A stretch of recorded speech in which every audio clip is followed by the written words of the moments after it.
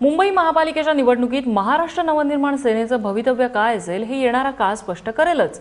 मात्र सध्या विक्रोळीमध्ये मनसेच्या एका उमेदवाराची भारी चर्चा रंगली आहे। हा उमेदवार नेमका कोण आहे आणि मनसे असा हटके उमेदवार देतीये, तो मनसेला तारू शकेल का? आणि हा उमेदवार चर्चेमागे येण्याचं नेमकं कारण तरी काय आहे, आपण पाहूया।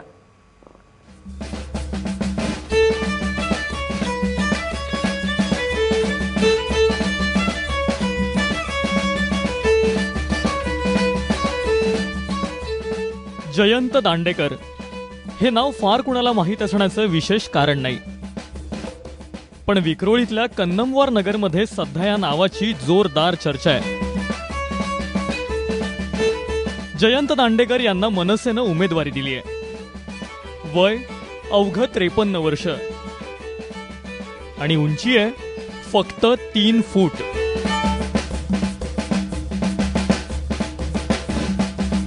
हा विषय जेव्हा चर्चेला गेला की उंची लहान आणि कीर्तिमान, मला असं वाटत नाही की ती उंचीमुळे काही प्रॉब्लेम होऊ शकतो। ते आता सगळे म्हणतात की पराभव झाल्यावर त्यांचं काय होईल ते लोकांनी ठरवायचं। कोण आलं कोण गेलं, कोणाची कामं किती आहेत हा महत्त्वाचा विषय आहे।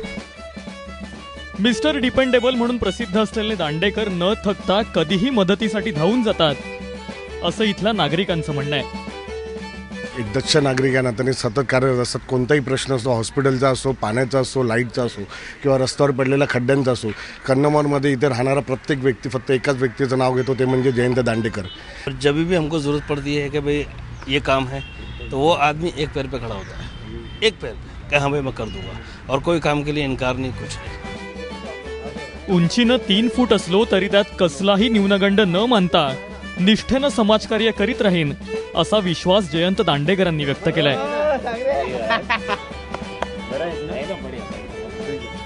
माझ्या उंचीची चर्चा तर चालूच राहणार, परंतु ती उंचीची चर्चा करताना कामाची चर्चा जास्त होते, हे पण लक्षात घ्यायला पाहिजे। कामाच्या उंचीप्रमाणे मला ही उमेदवारी मिळाली, माझ्या उंचीमुळे उमेदवारी नाही दिलेली। उंचीनं लहान असणारे मनसे उमेदवार जयंत दांडेकर निवडणुकीमध्ये कीर्ती मिळवतात का, हे लवकरच स्पष्ट होईल। वेदांत नेब, एबीपी माझा, मुंबई।